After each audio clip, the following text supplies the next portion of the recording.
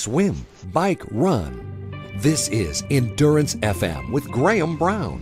Hello, welcome to Endurance FM. My name is Graham Brown. We are all about the entrepreneurs of endurance. And listen up, everybody, got something special for you today. I have an entrepreneur endurance couple for you today. Yes, they are rock climbers, multisport athletes, including triathlon, owners of 2 bouldering gyms, race directors, bringing us some of California's best loved adventure races. It's the Horowitzes, folks. Yishai and Kristin, welcome to the show. Hey, thank you very much for having us. Well, I think we have to start with the most controversial subject to talk about today. It's how and the conditions in which you met and how you met. You met in a self-storage unit somewhere in California. Can we start with that story? And I'm going to let you fight between you as to who is actually going to tell that story, because it's different on both accounts. Well, we're just gesturing at each other, but it sounds like I get to start it. Go on, Kristin. Before there were like social media influencers, I was on a rock climbing forum, and I sort of got a reputation for writing rock climbing reviews and like epics that I'd had rock climbing. I'm not like the strongest climber, but I'm pretty good at communicating, so I got a following. And I had been living in Yosemite for the summer, and I moved back to start grad school. I have an English master's, which is worthless, but that's okay. Don't worry about that part. And I was like, man, I don't have anywhere to go climbing anymore. I'm going to get out of shape. There's no community here. And someone on the internet, and I still don't know who, posted, well, what about slow up climbing? And all I'd seen was a little poster that said, hey, look at my little wooden wall. Come climbing. And I was like, I don't want to go to a stupid wooden wall. I'm a legit rock climber, or something like that on the internet. It was very uncool. And then enter Yishai. Enter Yishai. Yeah, so slow up climbing. Your little wooden wall. That's right. Slow up climbing. So I heard about this post, and I reached out to Kristin, and I said, hey, why don't you come check out the gym? And she reluctantly said, sure, I'll come check it out. And she enjoyed it. Slow Up started out in a 400 square foot self-storage unit, like literally like Alamo self-storage unit. Right. And we just built a really small little community-funded wall. It wasn't really started as a business. It was just a place for the local climbers to get together. It was actually based off of an idea that I got when I was in New Zealand in Christchurch. And this guy had this barn, and he had a wall there. And it was my favorite story is fun. that he actually turns out to have never seen it. He just heard about it and then started his own. I was like, hey, that's a I only good found idea. out about that like 5 years into this. Right. But why did you start this thing? Was it because you were an entrepreneur, or because you were a climber, or you just wanted something to do? Yeah, it was just I wanted a place to train to climb. I was a climber since, I guess, junior high. And I grew up in the Bay Area, and there was outdoor climbing, but there was also a nice climbing gym. Actually, I ended up working at that climbing gym. When I came down here, there was no real climbing gym, and this seemed like the best way to do it, is just get people together and put up a little wall and go climbing. Oh, so you took this self-storage unit and you turned it into a climbing wall, and you then had sort of, local celebrities like Kristin come down and try it out. So was this kind of like, did you have like a goal for this thing, or was it just like, I'm just going to do this because I want to train? Or did you think, yeah, I can make this thing bigger because now we've got, real climbers coming down and trying it out? What was your thoughts at this stage? I guess I kind of had 2 thoughts. I mean, I've always wanted to have a big climbing gym. Ever since I worked at one while I was in high school up in the Bay Area. But this was not really that. This was really just a place to climb and train a little bit. So I was happy that it grew, but it did not start out with any kind of business plan or anything like that. Yeah, he basically just had a little donation box, and you drop $15 in, and he would or would not deposit it and would or would not record it. And that's how I got involved. I've worked for small businesses throughout college and then after, and it just drove me crazy how inconsistent he was with how he was running his business. And he happened to go away for a little bit and wanted me to babysit it, and I just kind of took over time and started adminning it for him. Right.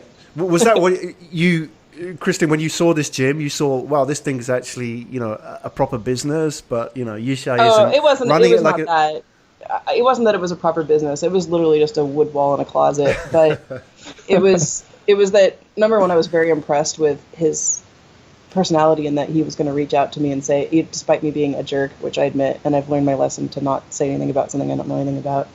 To reach out like that, it was something where I felt like I should put my energy into it because the community there turned out to be really strong. And when I'd left, because I used to go to, I went to my undergraduate school at the same town, and then when I came back for grad school, there was suddenly a climbing community when there wasn't before.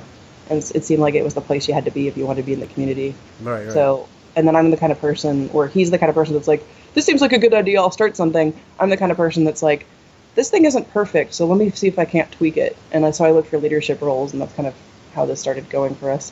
So did you get on board by default, or did you approach Yishai and said, hey, look, I can help you run this Yishai thing? asked me. I think I just had opinions or something, and he noticed that I saw the value in Kristin and her ability to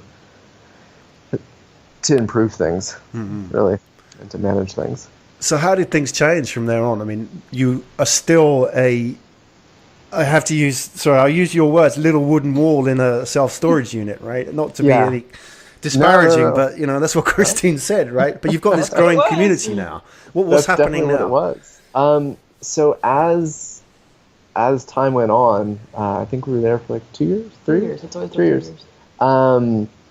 It just got more and more popular, which was actually pretty shocking. And to have 10 people in a little storage unit is a huge crowd. It's like we had like 30 members. We had 30 members. So it was crazy. And eventually we were thinking, we should really expand this into something a little bit bigger because we have... Oh, don't even lie. We got kicked out of it. It was fine. Well, at the same time. Yeah. So, I mean, at the same time, we were looking to go bigger. The management of the self-storage unit changed, and they didn't like us there, which is totally understandable.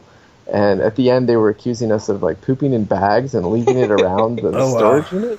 Which is there was a bathroom. There was a bathroom. Nobody would do that. I don't really understand that. But I mean, I understand.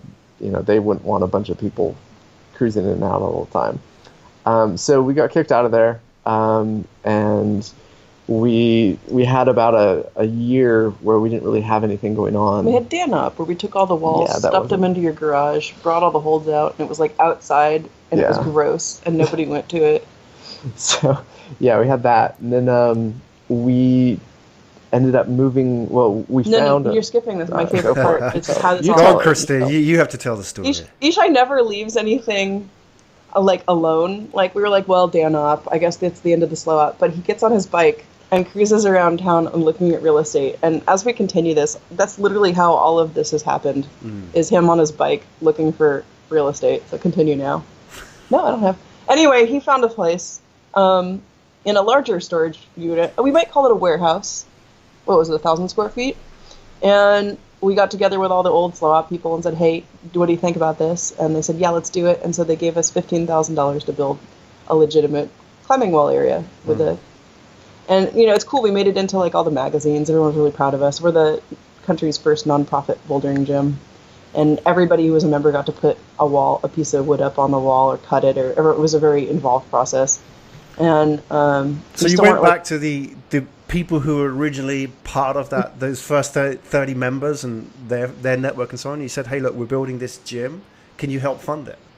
Exactly. Yeah, right. Yeah, you got to go back to your village. Always go back to your village. Yeah, and so the village built it. Were you worried about that? Were you think, oh no, I can't go and ask these people for money? Or was that a natural thing for you to do? It was very natural for me. Kristin was extremely hesitatant about it. She was very nervous about the whole thing. Yeah. And in fact, when we were building it, she couldn't handle it, and I think she went on a road trip somewhere. I did. Well, it's because when you start, back in the day, what were we, like 23 or something, and $15,000 was more than I'd ever seen, and I was worried we'd lose it, and I have a little bit of anxiety about stuff like that, and I I was going through kind of a hard time myself, so I helped him as much as I could, and I built it with him, but it was really hard for me to like see it get done. Yeah, and I mean, at this time, nobody was taking any kind of money from the gym. Yeah, we were all doing it for free. Yeah, it was just purely a volunteer thing to have something in the community.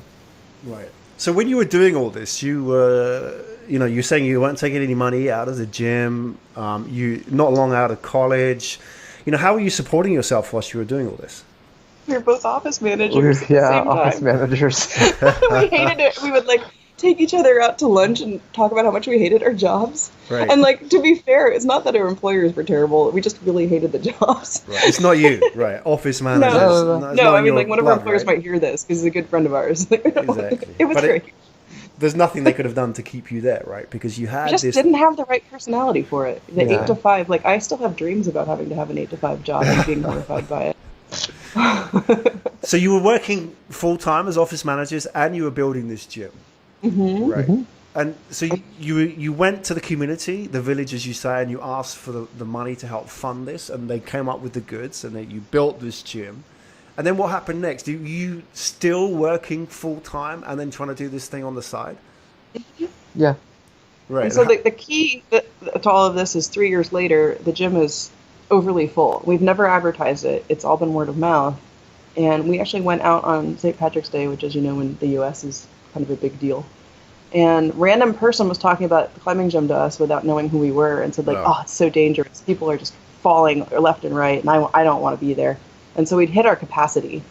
And we got together with the people that had loaned the money with us and said, well, what do we do? Do we shut it down? Do we close down membership? And like when people cancel, we open people up. Do we go bigger? And they said, I don't know, it's not your problem, but have a salary and make it your problem. And I think once we started to we got each got $800, and that's one of our deals is we always make the same amount of money as each other, so it seems even. Once we got that, all of a sudden things changed because now we felt obligated to spend more time worrying about development of it. And then... Yeah, so with that, we actually had about 300 members at that point. So we'd grown from 30 people to 300, which is pretty good. When we built that storage unit thing, we thought we'd have 50 members, so yeah. It surpassed our expectations. So then I was, of course, riding my bike around town, which I like to do, looking for real estate, which is my other hobby. Mm-hmm. And I found really an ideal location. So we checked in with the city and made sure that it was all allowable to have a business there, and we talked to the owner, and Kristin did a lot of convincing. She was really worried we were going to kill people, Yeah. You want to put a climbing wall in my building? Yeah, exactly. So, and we leased the place, and we did a big round of fundraising. We were able to raise $75,000 at this time to actually build a legitimate climbing gym. It had, so that was pretty cool. It's still pretty small. It's 4,000 square feet, but it was significantly larger than the other one. Right. It was also 4 times larger than your last one, right? So it's a big step. Exactly. And it also would have cost a lot more, but Yishai and I would work until 2 o'clock in the morning after doing our regular jobs. And so, like, I've almost killed him with a nail gun, and we learned how to laugh and concrete, and I got so buff. I think it was the most fit I've ever been. So we physically built it ourselves, and I think that saved. And again, we had people coming in, installing wood, mixing concrete, slathering it all over the walls when they had free time. So again, whether the village gave us money to build it or they helped us, people definitely had a mark in that building. Yeah. But at the same time, you said you were still working, right? You still had your day jobs, right? You were taking a salary because you were working part-time in the gym, right? And you were running a business. Right. But now you've got...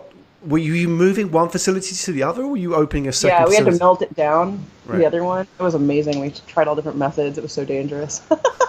Yeah, I mean, we physically, we tore all the walls they're framed with steel, angle iron, and so we actually physically melted it all down, cut it down, and built a new gym out of angle iron, and welded it all together, and put the plywood over it, and then coated that.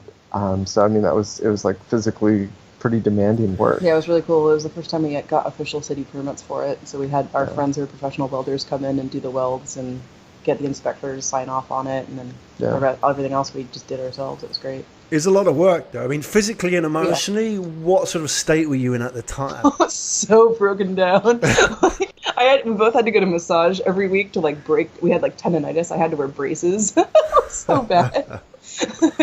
But it brought us together. Wow, I bet it did. It's like 2:00 in the morning, and we're eating pizza, and like we're like, I think I might like him. We make pretty good partner. Exactly. But emotionally, how did you feel as well at that time? I mean, because you were working and you were taking on a big risk and you got this exciting project. Did you have any time to think about how you're feeling, or was it just like, we've got to do this, and you didn't stop to think about how you're feeling? I'm a pretty optimistic person, and I was pretty psyched. I was kind of over the moon, because when you see, something that you're creating coming together like that, I don't know, there's really no other feeling like it. And you're talking about the endurance. I mean, there's nothing that makes you feel more alive than having to have like day-to-day real life test of your ability to get everything done and stay happy. Like, some people do it with ultra running, but I think we do it with business. Right. Yeah. And there's many parallels there as well. Yeah. Absolutely. So you built this new gym, 4,000 square foot facility. You've melted everything down. So you've gone through this whole process and you've got all your permits and all that. And now you open this thing. And then how did that go for you? Was it now just a case of, more of the same? Oh, no. I mean, we had to learn new skills along the way. We ended up, our staff has grown. It used to be just us. And then at some point we said, hey, champions of the gym, would you be willing to oversee it? We need hours. It's the first time we ever had hours where people come in and just try it for the day rather than just being a member. And there was so many more people that it couldn't be just me or Yishai going down to sign people up.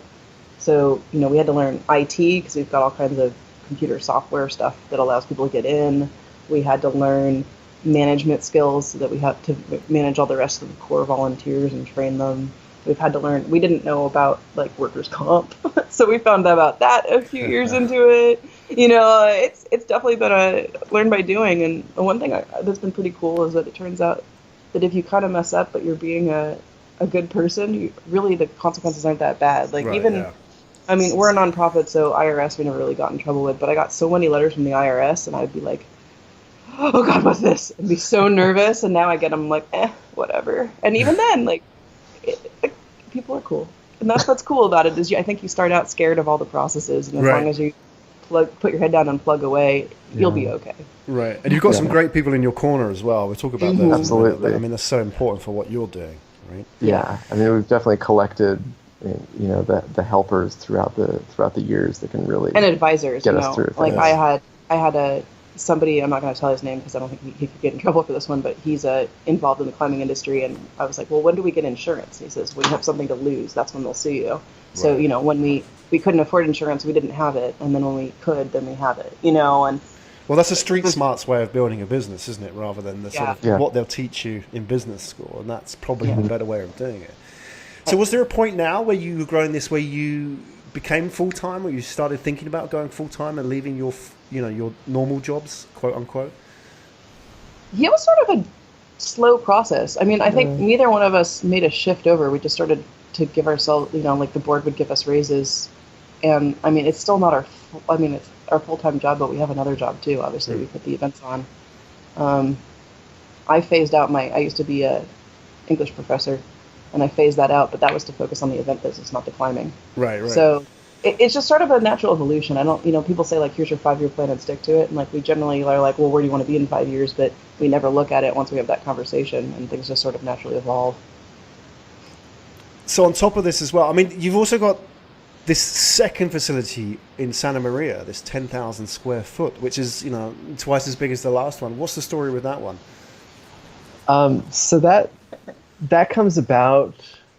We actually hired he's a professional route setter, and we hired him to come up and teach our route setters how to set better, basically, because all the holds that are up in climbing gyms, you have to put them up in a certain pattern, basically, and the more creative you can be, the better it is, basically. So this guy is really good at that, and so we flew him out to train our staff. And at the end, we were having dinner with him. And he made a comment to Kristin that was basically, oh, your gym is pretty small, and I design gyms for people, and if somebody was interested in coming to San Luis Obispo, I'd probably say it's a really good market to go into. And at that point, Kristin wanted to pee on her territory. That's what I call it. Yes. Got your back oh, up. no, you don't. No one else is coming in here and taking what we've built. And I mean, that's a real concern, and especially if you're aspiring to do something. We're bootstrapping. We don't have big money behind us, but we are very aware. I mean, we live in a very well-off community. Like, people end up with like $4 million who have nothing to, and they just are like, let's just throw the money at this and see if it works. Yeah. Somebody with that who gets told that by like this guy, they very much can come in and just destroy us. So I took it seriously. Yeah. So we were looking around and kind of thinking about what we can do, and because Kristin had been teaching down in Santa Maria, she knew that community really well, and she felt like there was a really good opportunity to open a second gym down there. So to make sure that nobody would come into that market while we were still developing our market up here. And it took a lot of convincing, because it's a very different socioeconomic area, even though it's only like 30 minutes away from the other gym. But people believe in me, so it was really cool. So we were able to raise $300,000 that round, and we're still paying that off, and we're developing a gym, and it's amazing. The staff that are at the Santa Maria gym, it's changed their lives. They're all best friends. They all go climbing. They are more committed than any of our volunteers have ever been at the other gym. And, like, if we say we need something, they're on it. I can't even describe to you how much it's life-changing for me, and it's been life-changing for them. And that's why I went down there, is I just knew there was not much going on in that community, and I knew if we brought something like that, it would improve the community and improve people's lives. So we did that, and then there was a 5-year plan to just hang out and then develop a climbing gym up here once that gym started taking off, because it's still a project. It's not the community that the Slow Op gym is in is like very outdoor oriented. Like, it's an easy sell. In Santa Maria, people do not do that. They sit indoors and they watch TV. So it's a different environment, and we thought we'd have to focus on that and grow the event or grow the business. But of course, somebody came along and said, "Hey, we're trying to build a gym." So Yishai, he got back out on his bike. So it was me riding my bike around town. There was actually, I was looking around at buildings. I'm like, well, let's just see what's out there, what's available. And riding around on my bike, I found a building that was pretty sweet, actually. It was the tallest building in town. It seemed like it was a good-sized place. So I called up our real estate, our realtor, and I said, "Hey, do you know anything about this building?" He went over and he looked it up, and he said, "Well, it's not on the market, but it's been vacant for a couple of years. So let me see what's going on." So he finally found the broker. And they set up a meeting. We saw the place, and we put in kind of a letter of intent to lease the place. And it was kind of weird, because the other broker said, "Oh yeah, there's another climbing gym from Los Angeles looking for a building up here." I was like, "Oh no, wow. They're coming now!" And what he didn't tell us was that he was the one representing the other gym. Oh, no. So our letter of intent got copied, and then it just went to the owner, and it was kind of, I don't know all the laws in real estate, but it seemed a little bit shady, because you wouldn't expect it, right? Yeah. So I'm like, oh, that's really strange. So it just kept going and going and going, and the owner ended up just not being responsive at all to either of us, which turned out to be a good thing. And we finally found another building that was more suiting, and we pulled the trigger on that one. Yeah, we got forced into doing it. A little bit early, but we pulled the trigger on it, and we actually start construction on our new gym June 1st. Right. So a couple days. How does that compare to the previous projects? Because previous one, Yeah. $300,000 and 10,000 This- square feet. Yeah, this one is it's $1.8 $14,000 million, 14,000 square foot climbing Wow. gym. Yeah, and we're tearing the roof off and raising it. So that's an interesting thing, and the city actually approved that, which is shocking. Thank God. Once again, the village, the planners and stuff knew who we were and were climbers, so it was Yeah. an easy sell versus Right. like not. What's the No. scariest part of all of that? Going out and raising 1.8 million, or the whole taking on a 14,000 square foot facility, or tearing the You roof know, off? I think it's definitely the money. I think Money. everything else is exciting now because we've been through it, and Yeah. like we know we've had every stumbling block. Like the Santa Maria town made it so difficult for us to come in, and we knew that this was so easy. And like now we're pushing all these numbers. As we started with 15,000, and I had a heart attack and couldn't be there for the construction, and now I'm like whatever. And I'm Yeah. filling out all the paperwork, and it's no big deal, and I can't believe it. Like every day, I'm like, and then naturally we're probably going to keep growing, and I just keep thinking, man, one day this is going to be like 15 million, and we're going to be like, whatever. So yeah, it's confidence. I think Yeah, but it's slowly earned confidence. It's Right, not- exactly. It's not, faceless. not Yeah. hubris. Yeah. So how are you raising the money for this 1.8 million? Are you going back to your community again, or are you doing a different route for this one? Absolutely. yeah, it's split between 3 different ways. Sorry, sorry about that. It's split between 3 different avenues for fundraising, and so we actually transferred to an S corp versus we're a 501c7, and which is a nonprofit, and then so we're able to take on investors now. So we've sold 13 shares. And then we're also taking on our micro loans kind of thing that we did before, which is people give us a loan. If it's a certain amount, we give them, we pay the loan plus prime, which is 3.5%. And if they give us above a certain amount, we give them prime plus 3%. So they get a 6.5% interest rate on their loan that's repaid over 6 years. So it's pretty decent. And then we're also getting an SBA loan through the bank, which is definitely very helpful. Right. And- So you have all of those commitments. You have all of these facilities. And this is what we haven't talked about yet. On top of this, Yeah. you have an events business. Yes, correct. Right, because that alone, everything we just talked about until now would keep most people busy 24 hours a day. Yes. And now you have an events business as well, which is not just putting on sort of small 5K, 10K races. You're putting on proper adventure races. Correct. And I think I'm going to ask the question. I'll ask the stupid question. Why? Why? When I was going to school, I wanted to work for Mark Burnett. And Mark Burnett puts on Survivor and Apprentice, the reality shows. But he started with a show called Eco Challenge, which was a 7-9 day adventure race across a country, basically. And I'm like, that's so cool. I want to do that. So I started adventure racing. And then I ended up working for a company based out of Lake Tahoe, doing course design and just all the other tasks involved with adventure racing. And I guess the real reason why I like putting on events is I like the management end of it kind of thing. I kind of think it's like going to war and you have all your pieces in place and you do battle but without guns.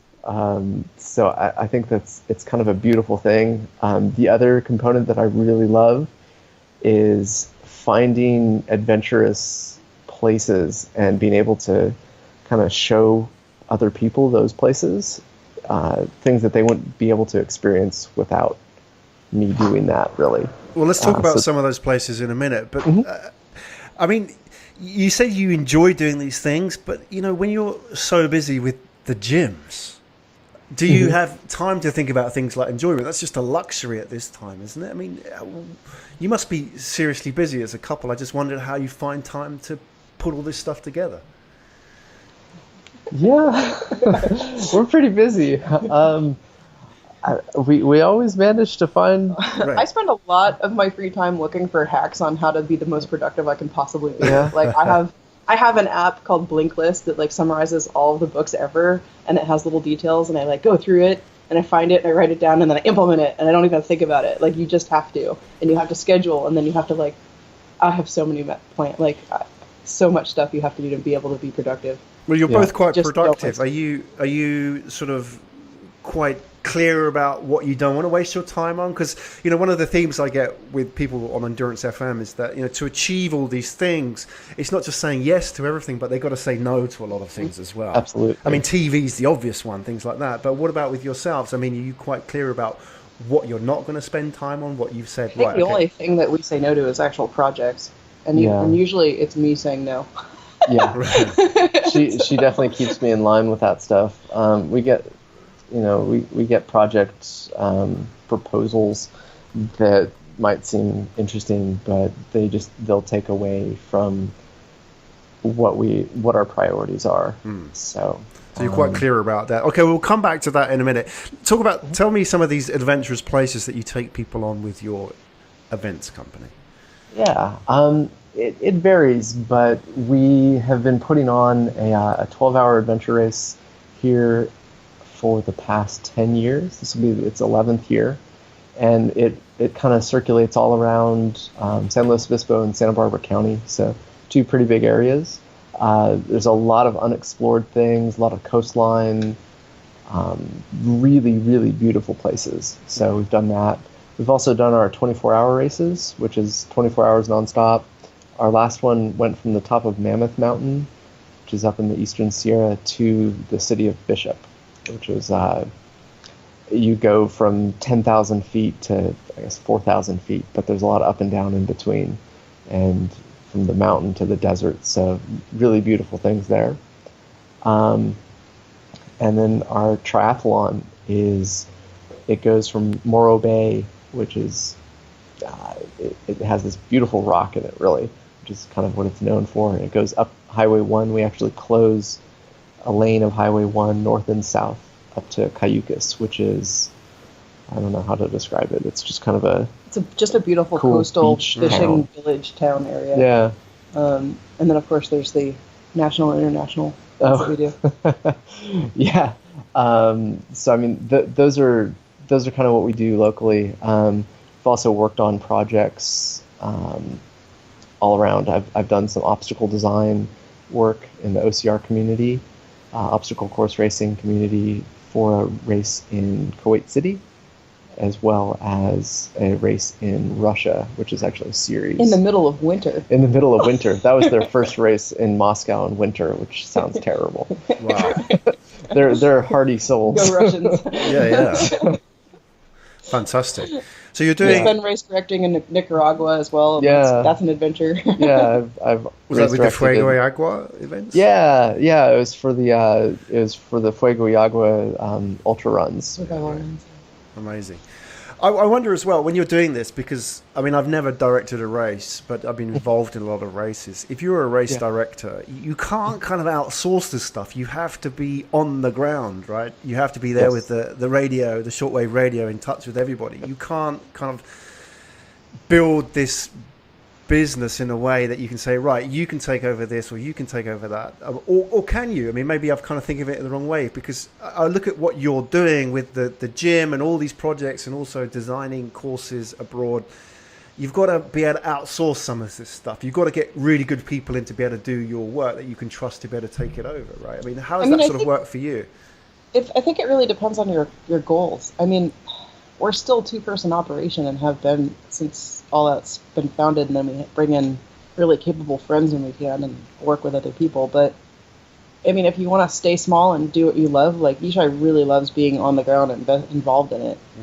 You make that your priority, and then, you know, unfortunately, I think because we haven't really committed to it. I actually just hired an intern today to start working on our marketing end of things, we haven't actually outsourced a lot of the stuff that we maybe should be and or want to, because it has been really hard to give it over. You have to get really good at learning how to do that.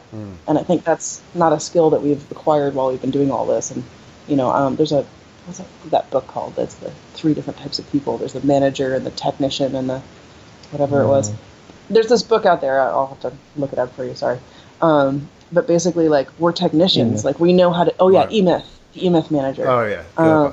Yeah, and we're kind of the technicians. Like, I've gotten really strong at all of the things that I do, like the operations and the customer service and marketing, but I haven't been able to afford someone who's at the same level of me to outsource that, and I haven't had the time to train someone to get that good.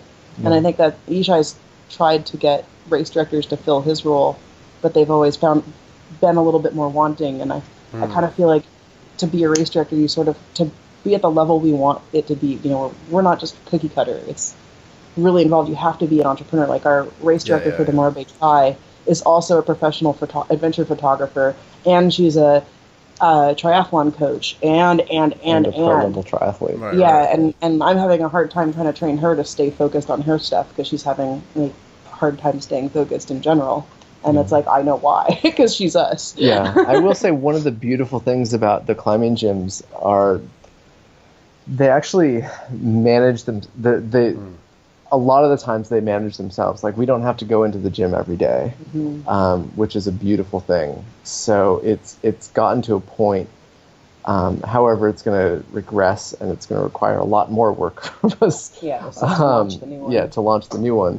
But once that's kind of established, it's kind of self.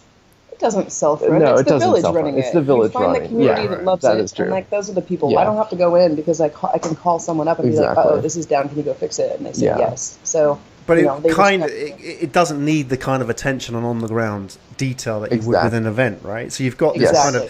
you've got an interesting model for your business. On the one side, you've focused on building these, what would be in internet terms, these subscription-based models, right? Where you have your business is all about a regular crowd coming through the door, paying monthly dues or yearly dues, whatever it is, and that is a model which you can focus just on growing organically, right?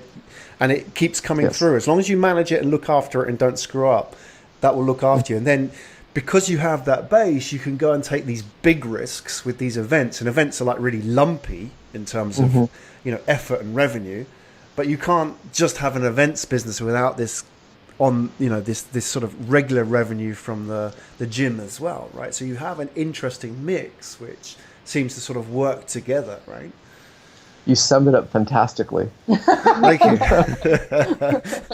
Okay, but let's sort of just move forward a little bit from that. It hasn't always been plain sailing, has it? I mean, if somebody was to listen to your story of starting out in the self-storage unit and then moving into this 14,000 square foot facility, 1.8 million in commitment to build this amazing gym that you're working on, right? It hasn't always been easy.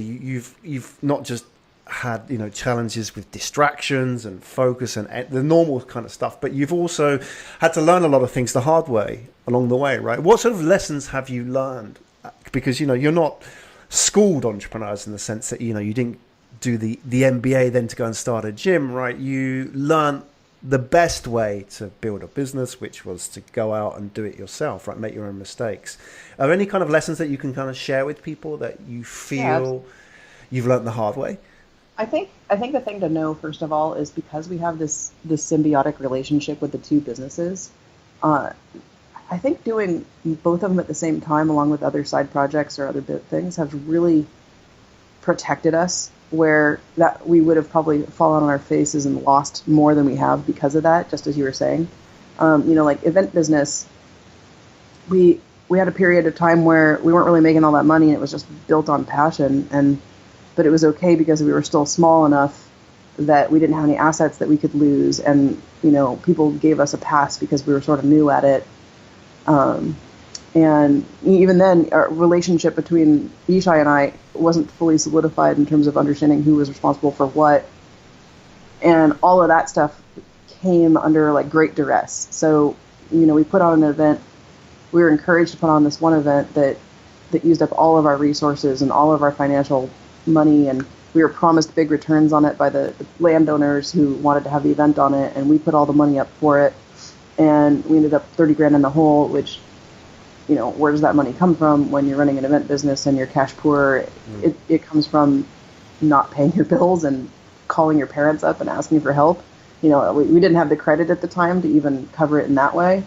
And, you know, the things that came out of that was, you need to understand who the stakeholders are, and if someone's telling you to do something, what do they want out of it? I think is the biggest thing that I'm very skeptical. Like we've also contracted with, when the obstacle course racing was really big and everybody wanted to do it. I mean, we still get requests from like churches for fundraisers, and we say, do not do this. It's a $60,000 outlay. Churches can't handle the money. Right. We got contacted by some people who were pretty high mucky mucks who had decent money and wanted to do this for a segmented population, and they said all the right things, but they weren't the kind of people that really should be doing this. But because they said the right things, and we'd just come out of the major loss, and they were ready to hand us a contract worth so much money, we took it. And in the end, they were a massive failure, and they ended up owing us money, but thank God we didn't lose any on our own end. And, you know, like, you have to learn to look at what are they getting out of it, and are they the right people for that? But moreover, make sure you have a contract. Don't bro deal stuff. Right. And if you're going to, make sure it's worth it, you know, like whether your time is valuable or not. Like just today we got contacted by a friend whose mother-in-law wants a zip line of site on their property. And, you know, we're like, well, is it worth it to us? And she happens to own plants, and I love plants, like a plant selling company. And he's like, want to do a trade for plants? I'm like, yes. You know, so, I mean, but that's a choice, right? Yeah, it's absolutely a choice. But you have to learn to protect yourself, I think, is maybe the biggest thing, is that if you're undertaking any kind of entrepreneurial thing, you're doing it from passion of something. And all these people seem to come out of the woodwork who either want to work for you, or they have some amazing deal to offer you, or salespeople are going to say, I'm going to do this for you. And you have to come at it skeptic. Like, if Yishai had started all these things and didn't have me, he would have been in trouble by now. Absolutely. But instead, he's the one that's really in demand now, and he's the forefront where people are offering him bigger jobs, and they're offering, you know, he does expert witness work and all this stuff because we've failed, and because I've protected us by dealing with the contracts or dealing with exit contracts, and, you know, dealing with our losses and figuring out how to deal with the money. And I think you just really have to have someone in your corner who's a skeptic, at least. Mm-hmm. I think it's great advice. It's very tempting, though, isn't it? As entrepreneurs, we want to chase every deal. We want to chase every opportunity out there.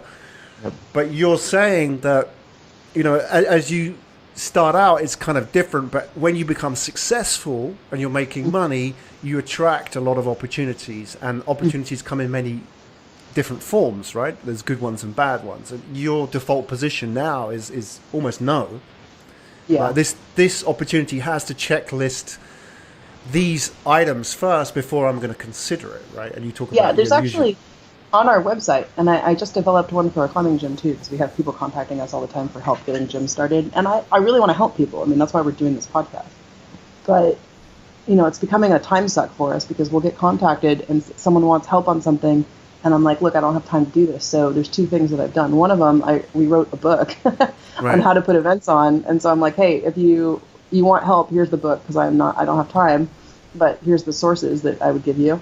And then the other thing is I actually have like a discovery document where you've got to do your homework and fill this thing out and show me that you mean it, so that we'll engage with you. We might charge you for it, but once you get that to us, we know you're serious and you've thought about it. And I think, I think that's the biggest thing, is that if you're someone who's just starting out, you've got to have the staying power, and you've got to have the hunger for it. And a lot of people think they do, and then they wash out right away. And I think the key is to just keep plugging at it and seeing if it's going to go in the right direction. And if, as long as you're enjoying it, but you're not, you see it through to the end, you're good. Right. I like this idea of what you're doing with this discovery document. Is you're basically trying to pre-qualify people, right, that come to you. Because, you know, that's the key now, isn't it? Is how do I use my time and resources most effectively? Because now that you're involved in all these different projects, and you've got a lot of successful projects on the go, you know, you could just focus on that alone. But because you're both quite entrepreneurial, you also have your eyes, focused elsewhere, on incoming projects, right? So you're putting this discovery document out there to pre-qualify that stuff coming in for you. And if somebody isn't bothered to do that, then you're not bothered to speak to them, right? I guess that's the kind of the way it works, right? But what sort of thing, just out of interest, so we can understand, maybe somebody isn't putting on events, but idea of using something like this, what kind of things are you looking for in that document? What are you putting in there such that you want to make sure this person's not time wasting? Basically it's like, what kind of event are you looking at doing? How many people do you want this to be? Where's your funding coming from? What's your concept going to look like? What's your marketing plan? Like, I basically make people do their homework. And in the process, they're going to find out whether they want to do it or not before they contact us. Because I think the number one thing is people, like I said, churches and city organizations will say, hey, I want you to do this. And we're like, well, that sounds great, but have you thought about these things? And that's one way to do it. Is I just feel like, I think Yishai and I both do our homework inherently, but not everybody does. And not everybody has that personality, but they can still be successful. So giving you something to concretely work on, I think, is what people need sometimes to get going, versus us and our natural, I think we're naturally inclined to take risks. And so. That's great. That's a great way of protecting you. Okay, I think, Yishai, Kristin, your story's been an inspiration. I think it's been fantastic listening to you. I'm sure there are people listening now who, maybe they're couples, maybe they're single, maybe they're a working couple who have yet to cement that relationship. Who knows? But you never know. You never know. Listening to your story and thinking, I want to do what the Horowitzes have done. I want to just, a little bit of that in my life would be fantastic. Maybe I'm starting out, maybe I've just started my first project. Looking at their story, what do I do? Where do I start? How would you advise somebody that's done what you've done, or thinking about doing what you're doing, to go down that road? Because it's that there is no set path from where you've started out to where you are now, right? It's been a winding road. If you sat down with a younger Yishai and Kristin now, if you wind the clock back and sat down with them on the couch, what would you say to them? Would you say, okay, fine, go out and make your mistakes, learn it all yourself? Or would you say, actually, there's maybe a few mistakes which I could advise you, or things which could get you up the curve faster? How would you have that conversation with them? I honestly think I'd say make your own mistakes. I think a lot of our mistakes are based on our own personalities, and working as a couple has been interesting. There was a night I was doing a volunteer trip and I was in Texas, and we're on the phone and I'm like crying about how I need to make a decision for the gym, but it was his gym that he started, and that solidified. And he says, no, you put in the work too. And that, we had to have that to feel like it was both our gyms. You have to make the mistakes to have the trust with your vendors, with your team. You have to make the mistakes to have the trust that when something comes up, to say no to. Even then, I think for a long time, Yishai used to say I was too pessimistic, until recently, when I've sort of been proven right every time I've been upset about something. But it's a working relationship. If he had just said okay, we wouldn't have learned, and it wouldn't be a solid no when we say no. But at the same time, none of this would have been possible without Yishai, who just goes and does stuff. There's definitely you need to follow your passion, but before doing so, I think you need to, definitely follow your passion, but analyze it before you jump in completely. But really, I feel like you're just all about all the ideas. And I think that's true.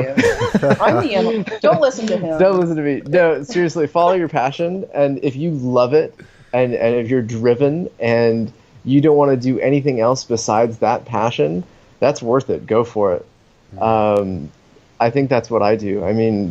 It's all encompassing, and when I'm working on a project, it's all I think about. I'm up, crazy hours, and that's what I do. And I think it's really important to find somebody that balances you out like that. Exactly. Because and I wouldn't say that events are necessarily my passion. I'm not a racer. I'm not a top athlete. My body kind of falls apart quickly because I have really loose joints. I love the relationships, and that's what I brought to everything, I think, is the relationships and the communication. And I also just, Yishai, my first initial meeting had so much class, and inviting me to the gym and disproving and looking past my being blunt and jerky you know, that I wanted to give something back to them. And so this is how I've done it. And I kind of think that the only way to get something going is to start doing it yourself and just get to it. And there's so many resources now where there weren't before. Like, there are so many entrepreneurial podcasts, like Smart Passive Income. I listen to as much as I can. I'm kind of, But and I remember running into him and fangirling so bad. But there are so many, there's that How I Built This. If you're feeling sad, like if it's a rough day, because my God, there are so many rough days. Like it could be, and it always has to do with money for me. If the money doesn't seem right today, I get so bummed. And all I need to do is listen to like a How I Built This where everybody else is sad too for a little bit. But on the whole, like, my God, our life's great, but we needed somebody to just go.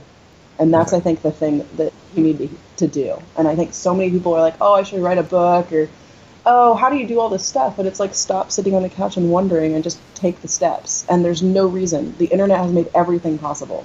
I've had people who want 501c3s and they don't know how to start them. And I'm like, come on over. It'll take me 5 hours. And they're like, you don't need an attorney? I'm like, read instructions. Like, you can do everything. We've patented stuff. We've formed LLCs, nonprofits, S-corps. All of it is just out there for you now. You don't need a professional to tell you how to do it. You just have to believe in yourself. There are some things you do need a professional Yeah, okay. for. Yeah, that's true. Wow, I'm surprised that that conversation flipped on its head there. That should have been Yishai saying you don't need he to wants to qualify anyway. it. Don't go out and do stuff you're not qualified to do. But there you go. Sorry. You're learning Don't from kill each other. people. No, you need Big asterisk. Don't kill people. You need actual engineers for things. Yes. And you need actual architects for things. Well, one thing I love about your story, and I think what's been really inspirational, is that you have found people, whether it's yourselves, the working relationship between you two, and you found that sort of balance. I know balance is kind of an often overused word, but it's so important in business. I mean, if you're an individual and you are more like Yishai, for example, and you go out and just do things and you're constantly chasing new opportunities and you get excited and easily distracted maybe as well, you need somebody who can pull you back. It doesn't necessarily have to be a partner, it don't have to be your spouse, but it could be an advisor. Well, there you go. I mean, there's many different ways that work, right? But, it could be a mentor. It could be just a friend who you sit with and have that conversation on a regular basis. But I think you've got to find these people and, you found your community as well and how they've helped you and grown with them. And I think this is so important, isn't it? That, entrepreneurship, it's a lonely business, but it doesn't have to be, right? And you've made it the other way of telling this story, right? Going out and making this a thing about people and, growing on the back of people, being a great be team vulnerable. as well. Talk to people who are in the same position than you in the right ways. And if you're vulnerable and you're like, look, I'm broke, or look, this is happening, people come out of the woodwork to help you. Exactly. And faking success really doesn't work. No. Exactly. I think that's a really important lesson as well. I mean, we talk a lot about that, but just that whole thing about vulnerability is that we kind of hide behind the whole corporate bullshit, if you like. Mm-hmm. When we say the company or we, that's the that's the natural default position is rather than I'm doing this, right? So those kind of things. But it's a learning curve, right? And I've learned a lot today, and hopefully the listeners have learned a lot today from your story. It's been a real inspiration. The Horowitzes, everybody. Where do we find out more about you? You can go to our website, all-outevents.com, and that has pretty much everything in how to contact us. Or slow-op-climbing.org. Put that in there as well, and your book as well. We'll link to Amazon. The All-Out Events Guide to Great Sporting Events. Everybody. Yeah. That's Yishai and Kristin, everybody. Thank you so much for joining us on the show today. You've been a real inspiration. Thank you, Graham. I'd love to thank keep Thank you, listeners. Feel Yeah, free to exactly. reach out. Come back on in the future. We want to see how this new gym's going to turn out as well. This is a big project, right? And I'm sure there's going to be other things on the horizon that you want to share with us as well. So please come back on 6 months, 12 months down the line and talk to us. Okay, thank you so much. Thank you. Endurance FM, voice of the endurance sport business. Find out more at www.endurancefm.com.